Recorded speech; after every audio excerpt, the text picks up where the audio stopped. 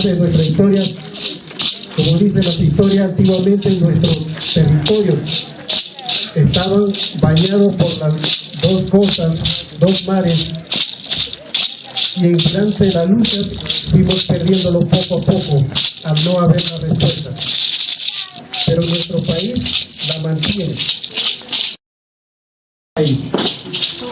Bailan para ustedes la danza de las mareas.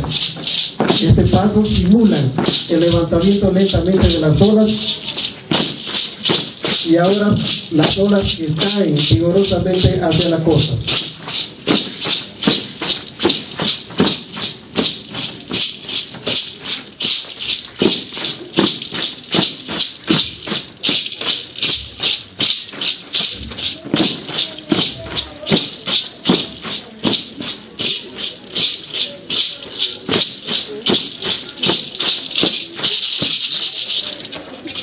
De esta manera, el Grupo Cultural Tradicional ha visto presente en este acto de la entrega de la